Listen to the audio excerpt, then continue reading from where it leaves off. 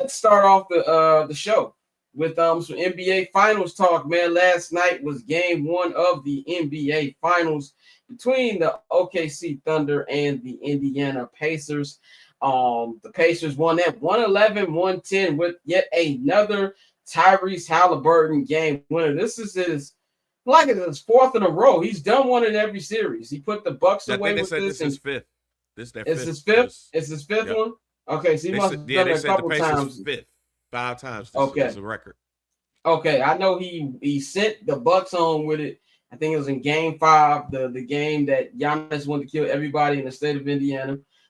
He did this in Game 2 against the Cleveland Cavaliers, and how can we forget what he did against the New York Knicks in the last round? I had a tweet that kind of went mini viral. I tweeted that clip of Charlie Murphy challenge him and make sure your people there to see the game.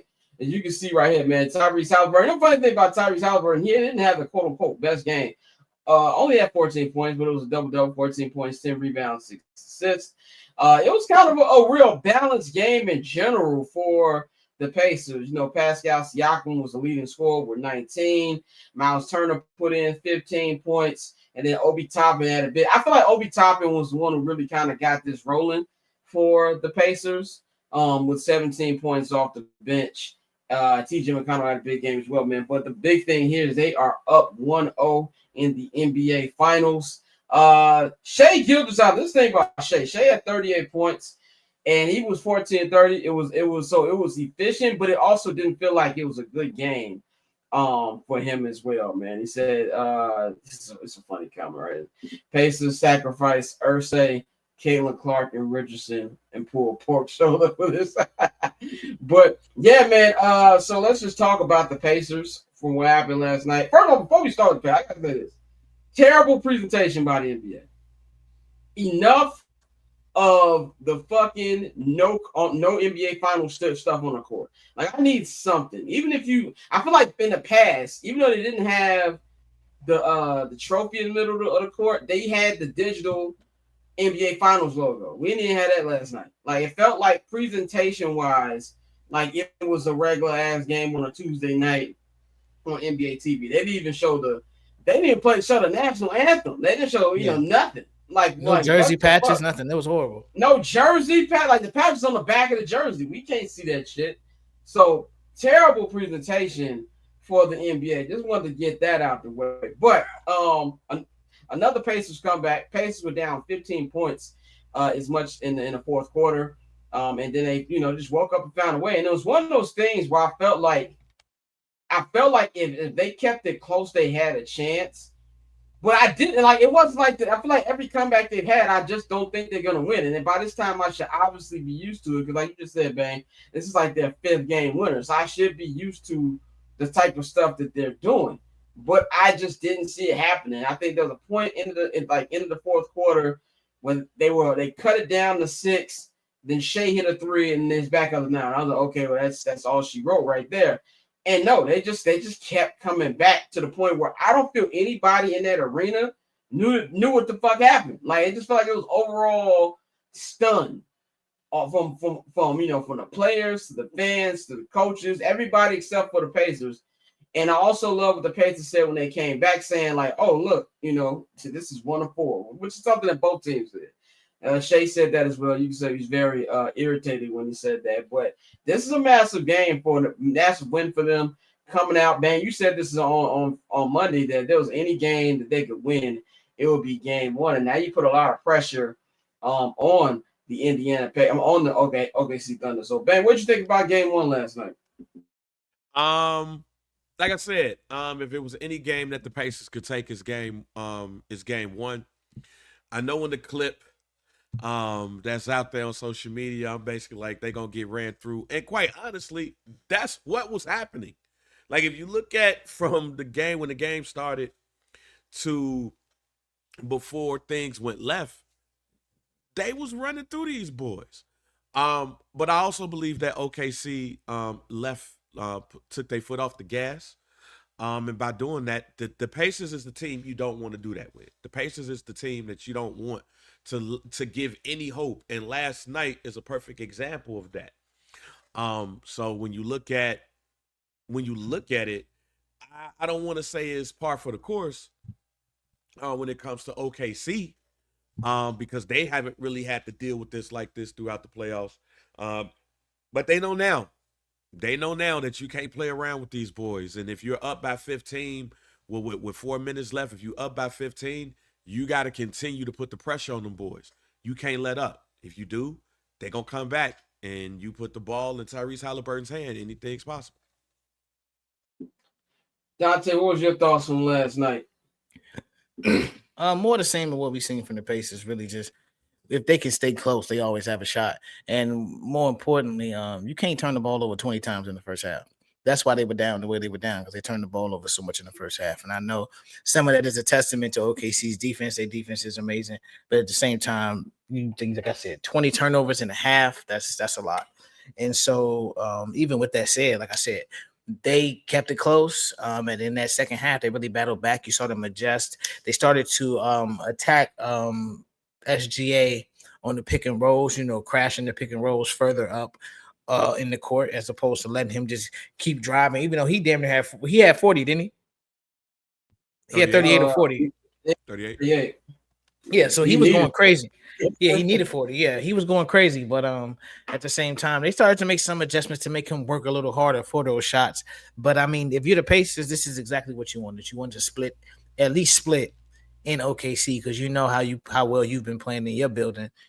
So if you can get back home and keep that going, bro, I think it's this is a perfect scenario. This is exactly what you wanted. You wanted to just steal one, and it just happened to be game one, so that works in your favor. I always like NBA finals, not just NBA finals, but championship series or games where I don't give a fuck who wins. It's way more relaxing to watch that instead of having a hate watch. All my hate watches were successful this year. Started off with the Lakers. Lakers got out of here very, very quickly. And my Knicks hate watch was successful. Took a minute, took 2 rounds, but finally got them out of here. I literally do not give a shit who wins this, so that's why I hope this is a very, very long series. So game one made me excited about it because even though there's a good chance that OKC could come out in game 2 and just completely mop the floor with these motherfuckers, which is a high probability. We'll get into when we change any of our series takes later, but this is putting pressure on OKC. Game 2 is a game, is a must win. You can't go in there and just say, "Oh, we just gonna do what we do," because ask the other 2 motherfuckers who they played in the last 2 rounds how that worked out. Ask the Knicks how that worked out. We'll just do our game. Ask the Cavaliers how that worked out. Like these motherfuckers, it's starting to get to the point right now where I think the Pacers thrive off it. Like you get into fourth quarter, if you're in striking distance, and what I mean by striking distance is under 20 points, we got a shot. And that should be something that's in their head. And, this is where, to me, where the experience thing comes in. Neither one of these teams have been there. So, OKC, yes, they statistically are one of the best teams of all time, one of the most dominant NBA teams of all time. And statistically, this will be probably the biggest upset in NBA history just off the numbers. But they can't go in here thinking, oh, we just got this. So I'm really interested to see how it's going to go. But before we get to OKC and everything they need to do is stick with the Pacers, man. Tyrese Halliburton. That's a superstar conversation. And this is why I'm going to ask this one, and I'm interested in Bane's answering this, because to me, superstar is more than just off the court. I judge superstar off how many people who are either casual watchers of the league or don't watch the league at all know who the fuck you are. My granny don't watch nothing. Like she don't watch no sports, but she knows who LeBron James is. She knows who Steph Curry is. You know what I'm saying? Like that's our superstar. I think at the most there's 5 superstars in the NBA. At the absolute most, and I might be generous. It's probably only 4. But I think Tyrese Halliburton has a shot to be a superstar. And this is why I say that, because if you go out here and if you win the NBA championship, the first championship in the history of the Indiana Pacers, you beat such an overwhelming favorite in the Oklahoma City Thunder, and just all the moments you had knocking down top teams. And I really think the way that you see him on the WWE and how big of a WWE fan is and how he's been there, and we all know SummerSlam is going to be a MetLife in August. Yeah, bang, I bet you didn't know I knew that. This is going to be This is gonna be something where I feel this is something I feel like could propel him. Because imagine they win the championship. You know he's pulling up the SummerSlam. They already did it. They already like technically they already did it when Trae Young got the Knicks up out of there. As soon as they got the Madison Square Garden, they had Trae Young in the Garden, and he got hella booed. So that's already there. And then plus they had, it wasn't a program, but it was just a TV shot. It was a TV shot that had Tyrese Halliburton and Brunson like head up with each other. So nah, like it's Triple H have already made the call. No matter what happens in the finals, Triple H has already made the call. And Tyrese Halliburton will be at SummerSlam. But like, don't you think if he wins the championship, it kind of like makes it a little bit more special? I feel, and I feel like it'll put him in more of a public eye. Like, well, I'm not saying that he will be a superstar, but I think that this series and this playoff run could put him on Superstar Boulevard. So I always view the superstar conversation as a casual conversation. Like, for people who know ball and watch ball, they're gonna talk shit. They're gonna talk about the bench players just as much as they talk about Tyrese Halliburton. We was talking about on Some Dude, because we did an episode of Some Dude, and me and Mike was arguing about how I believe that 2028 is the end of the hold on basketball by America as we know it. And we're talking about not just Tyrese Halliburton and Jason Tatum and all of these people. We're talking about bench players who are going to be on Team Canada. The superstar conversation is about casuals. And do the casual fan know it? Yeah, you got to be able to be clutch and all of that. But when it comes down to it, do the casual fan know this person? Are the casual fans of NBA going to pay a ticket when this person comes into town? I believe that Tyrese Halliburton is halfway there. He has everything outside of it. The WWE is not going to bring him in if they just feel like he's just a regular ass nigga. They're only going to bring people that they feel like they're superstars and their fans know him. And Tyrese Halliburton get hella views through the WWE. He has a signature shoe with Puma. He has commercials. People now know him due to his exploits of this NBA playoffs. And for him to be called the most overrated player in the NBA, like, he's getting ticked just off of that. So he's almost there. The reason why I say almost is because the casual fan know Tyrese Halliburton? They probably do now, because this shit has happened too many times in the playoffs against too many teams. So he's just about there. Again, casual conversation, not just a basketball conversation, but he is just about there. And he does not have to win a title. In my opinion, he does not have to win the title in order for him to be classified as a superstar. He has to have a good series. He has to have an epic series. He has to have a Charles Barkley versus Michael Jordan type series. He has to have a series where you know that they fighting and the fans are going to be like, all right, we fuck with dude like that. So he's damn near there, especially after what happened last night. Honestly, if you add what happened last night, he's won. Yeah, I mean, that's actually a very good point. Dante, how would you, what's in your opinion, what's a superstar, and do you think that either Tyrese Halliburton is already there or that he will be there by the end of this playoff run? He's not a superstar. I think Tyrese Halliburton is a star having a superstar experience right now. Like, he's on a great playoff run. But at the end of the day, when we talk about everything that a superstar encompasses, that's not Tyrese Halliburton. And there's no disrespect to Tyrese. I think he's a great basketball player. But I think it's just, like you said, it's more so just a Cinderella story. And he's the guy who was disrespected right before the playoffs start by, being told he's the most overrated guy in the league. He's one of the better point guards in the league. Top tier, I would say top 10 point guard in the league. That's, and again, this is all no disrespect to him, but right now he's playing above that. So I think it's more so he's a star having a superstar run.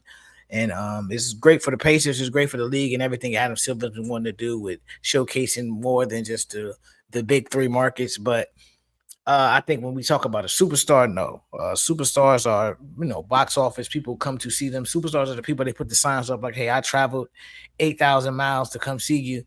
And I think it's just that and everything that it also involves business that, we don't have to get into right now, but we all know. Like, superstars are box office and they sell things off of the court. And with Tyrese, I don't think he has that same appeal as everybody else, even though he's going on this run right now. It's just going to go down as a great historic NBA run, which it should. Yeah, that's part of the reason why I said almost, because we're not gonna figure out how we're not going to know the impact of what happened this year until the season happens. It definitely hits the trajectory of it. And no matter what, when he ends up at SummerSlam on either night two, night one, night two, or both, he's going to be in front. He already has a t-shirt on WWE shop.com right now of the choke. Like, they don't do that. Triple H, TKO, WWE don't do that. So we'll see officially once next season starts how he's viewed when people are buying tickets for that. But I believe that, and again, this is not just a Hooper conversation, this is a business conversation. I think that as long as he does what he needs to do here, win or lose, he's going to be a superstar because he's going to be box office based off of being in front of the camera in front of millions because you're in the NBA Finals hitting game-winning shots. I'm trying to think. So if we would agree, who would y'all say the superstar on the NBA? I think it would probably be LeBron, obviously, Steph, obviously. I would say KD and Giannis, probably. Yeah, I agree with Dante. It ain't nothing but a handful of superstars. It's not. Yeah. But again, I'm not one of those. This dude can hoop his ass off. He's a superstar guy. I am not that. I've never been Me that. either. Yeah. And that's why Bron, Steph, KD, Giannis. That's it. That's really it. That's really it when it comes to superstar status. Because again, to me, the casuals determine the superstars. Like, for example, boxing. Like, I hate when people say boxing is dead because there's a time, like, there used to be a time, even in that boxing is dead situation, where I'd be watching boxing every day. And it'd be great boxers. Like, if you look at people like who's boxing this weekend, even though he didn't make his weight, like Keyshawn Davis can box his ass off. Is he a superstar boxer? Are you paying tickets? No. Andre Ward is another one. Andre Ward ended his career undefeated. He ended his career like fighting legends. But if you were to look into the crowd will barely be a sellout, if that, when you see Andre Ward. Is Andre Ward a great boxer? Yes, he is.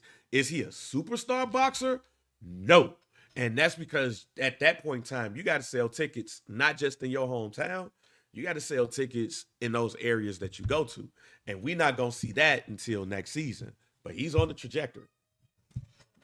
Yeah, I definitely agree with that, man. Let's talk about the Pacers in general with their Team of Destiny vibes. Shout out to the homie Shakia Taylor. She's been covering this series for The Athletic. And I was talking to her and she was telling me, like, yeah, she just felt like it was going to happen. And a lot of people, I've heard Richard Jefferson say, a lot of people who were at the game, media-wise, were saying they felt like, oh, this is going to happen. And so, like, it started to feel like they got a little Team of Destiny vibe to them. Now, that, I don't know 100% if that will happen, but it's just weird shit that happens with those usual Team of Destiny type teams. And if you look at who their head coach is, this really shouldn't be something that should be surprising. He's done this before. In my opinion, 2011 NBA Finals, I don't know if I call it the biggest upset in the last 25 years of NBA basketball. I still think that's probably Cleveland beating the 73-9 Warriors, but to me, it's number two. I know a lot of people say, "Oh, what about the Lakers over the Pistons?" Let's be real. I think we're having revisionist history. That 04 Pistons team was really, really good. And that 04 Lakers team is lucky they even made it to the NBA Finals with all the shit that was going on with them. Like, Kobe beefing with Karl Malone, Karl Malone getting injured. You had old Gary Payton on there, Shaq and Kobe having contract situations. The Kobe, the Colorado situation was just loaded. Was just happened. So it was a lot of stuff going on. But I feel like that wasn't as big of an upset as the Mavericks knocking out the Heatles. That to me was the biggest one. And who's the head coach of that team? Rick Carlisle. This team is starting to look dangerously similar. And I actually think this team on paper is kind of similar too, because I don't want to say it was Dirk or bust on that team. I don't want to disrespect the talent they had on that team, but it's definitely one of the, in my opinion, one of the least talented teams that's won the NBA championship. And they went through such a gauntlet. Went through the Kobe Lakers that was trying to three-peat. Went through the Young Thunder. Went through the dominant San Antonio Spurs and then knock off the Heat. It might get those, but I'm not 100% there yet. If they win game 2, I'm there. Or if they go home and they go up 3-1, I'm there. But I'm slowly starting to think that they got some mojo on their side. Bang, what do you think about the Team of Destiny vibe with the Pacers? I'm not gonna give them Team of Destiny. Like, I'm not gonna give them that much because they do still match up decent on this team. I think everything that got them here might have been destiny, but I wouldn't put the Team of Destiny vibes on a top 4 seed in the NBA Finals. As Dante said, I'll give them historic run vibes. I think Team of Destiny is 8th seed, 7th seed, maybe even 6th seed, like the Houston Rockets. Like that, those are Team of Destiny vibes. When you're a top 4 seed, man, you one of probably the top 4 favorites to get to your finals. And that's what they've done. So I wouldn't necessarily give Team of Destiny. I give, hey, we made it out the gauntlet. Let's go. Dante, well, how would you clarify this thing? Or qualify this thing? I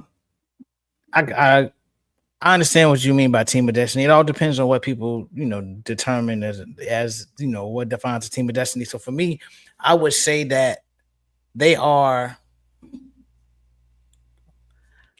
It sounds so corny, G. Like when you say, like you said, on a magical run. Like it's one of them shits where it's like, I don't Team of Destiny. Magical run sounds hilarious. It's just as corny, but it's the same shit. But that's really how I feel. I think because like I'm with Bang. I think a lot of times when we talk about Team of Destiny, we talk about teams that had to overcome a lot, and they end up in a situation that we didn't expect them to be in. But I mean, in a lot of cases, you can say this was the Indiana Pacers. So I guess they do have the Team of Destiny vibes, especially when you continuously hit, game winners and come back and the way they have, the just never say die attitude that we've seen from them. On second thought, I guess you can. I do feel the vibes. I mean, if they keep winning like the way they've been winning, and I'm with you. If they win game 2, I think then they have a great shot of just winning it all anyway. So it's one of those things where it's not the team where it has your typical makeup, where you got the cool superstar and all the other people that everybody loves and shit like that. A lot of people like to clown Miles Turner for, building Legos and shit like that. But I mean, they've played some great basketball. And I think one thing we can all say is it's kind of like what we said. If you're one of these people that was just stuck on names, then yeah, you're not gonna like it. But that was some good basketball, and that was a really good game. Yeah, let's say Team Disney ass team. That's hilarious. But let's get to OKC Thunder, what they need to do, man. And we talk about adjustments. This is, to me, the biggest adjustment here for me is Shea got to play some go to hell ball, and there was too many niggas who were taking shots who probably should have stopped taking shots last night. Like, I'm gonna need way more from Chet. 6 points in NBA Finals, 2 of 9 shooting from the field, ain't gonna cut it, brother. Jalen Williams, 6 of 19 from the field, ain't gonna cut it. And I don't think you can keep relying on Lou Dort to be hitting threes. I thought Lou Dort had a phenomenal game defensively. That boy was all over. But he had this one block. I think it was on Nembhard. Bro, it was Ben Wallace type vibes for me. But really, the thing for OKC is crazy. Like, they don't need to panic, but at the same time, they need to be focused. Like, they don't need to be panicked, but they don't need to underestimate the Pacers at the same time, because they had this game won. Usually when you're up 9 points under 5 minutes in quote unquote clutch time, and the other team has 24 turnovers, you usually win. That's also the other point. You got to score points off those turnovers. The stat might be wrong, but I think I saw they only got 6 points off those turnovers, which is asinine. So you need to take advantage of that. And there was one shot to me where I felt like, oh yeah, they lost this game. When they cut it, I think the Pacers cut it down to 3, and it was right before Siakam went out of bounds, and Shea passed it to Jalen instead of taking the shot. Shea got to take that shot. You live or die with your MVP. I don't want to see Jalen Williams taking that shot. I know I'm very old school with that. If I would shit on LeBron for passing the ball, in all this time, I'm gonna shit on anybody else. When you're the MVP in that type of situation, you gotta shoot the ball. But I really don't think it's that much OKC needs to do. Just tighten it up, clean some shit up, and make sure you actually take advantage of turnovers, and just the others have to play better. The others, not the others are bench players, but like the supporting cast. Jalen Williams and Chet Holmgren have to play much better basketball if they are going to win this series. If they're going to play like this shit might go 7. Bang, well, what adjustments you think OKC needs to make? Put their foot on their necks. Go for the kill. Don't bullshit. Like how we were shitting on the Knicks about, that's just being arrogant and like, yo, just do what you do. Like, I think that OKC is not arrogant. Just do what you do. You just got through talking about how Lou Dort was out here making miraculous blocks and shit, and how Shea had a 38, but it wasn't a good game 38. You know what I'm saying? And they were up 15 with 4 minutes left. If you don't bullshit, if you put your foot on your necks, if you go for the kill, you win these games. So I just think they just got to make sure when you up by 15 that you just continue to put the pressure. Play like you did game 7 against Denver. They played that game like, yo, Denver might come back at any time. Play that game, play game 2 and the rest of the series like you played game 7 against Denver, and we ain't got nothing to talk about. Definitely agree with that. Dante, what adjustments do you think they need to make? I mean, you don't really have to adjust. It's close. I don't think they were bullshitting. I think most of they just got outplayed. They were still getting to their spots, getting shots, and like I said, they still had the lead up until the Halliburton shot. So it's just more so of closing strong, and that's something that they didn't do in game 1. You forced 19 turnovers in the first half. I said 20 earlier, but you forced 19 in the first half, 6 in the second half. So continue to turn their defense up. I know fatigue plays a part after a while, but I think at the end of the day, they know what they can do, and we've seen them flip that switch. And like you said, it's like an avalanche in that fourth quarter sometimes when you're playing OKC. So I think you just have to close. That's really all you can do. Because I mean, other than that, there's no reason that you should have lost that game. He hit the shot, so he had a really good shot, but you did everything to win that game. You lost because of a game winner. So I think it's just more so making sure you go out there and close. And to me, the thing that I look at also with them is game 2 is going to tell me everything I need to know, because win or lose, we're going to learn something. That to me, if OKC come out, do what they did to Minnesota after they lost, I think game 3 it was in the West Conference Finals, and they just beat the shit out of them by like 40, then okay, balance has been restored. But even if they win by like a very small margin, 7 games might be low enough. So I asked this question to y'all, and then we're gonna move on to our next topic. Are we changing any of our finals predictions, or well, Bang, you said a sweep, so by default you got to change yours. I said a sweep or a gentleman sweep. So I said 4 or 5 games. Okay, that's right. That's right. And I'm staying with it. Like, nah. As Dante even said, like they were up the entire game. They were up until they lost. So you make the adjustments. You make sure that you stay aggressive. You good. Also, Denver. Excuse me. Also, OKC is not a team that lose back-to-back games like that. So I expect them to come out in this game 2 strong. So when you go to Indiana, I'm not changing my pick, because I also believe that if you do the same thing as you have been doing, then you're going to get them there. So no, I'm not changing it. I still got a gentleman sweep rolling. Now, Dante, you weren't here on Monday. What was your original? This is afterwards. So, what was your original prediction, and are you changing it? I had kicked around a few options. One of them was OKC in 5, and I gotta go Pacers in 7. I think this is a series where, like I said, they had 20 turnovers in that first half. So in the same way we telling OKC to adjust, if the Pacers can calm that down, and get a little more. But I mean, they played, like I said, hell of a game to come back. Yeah, role players did what they needed to do.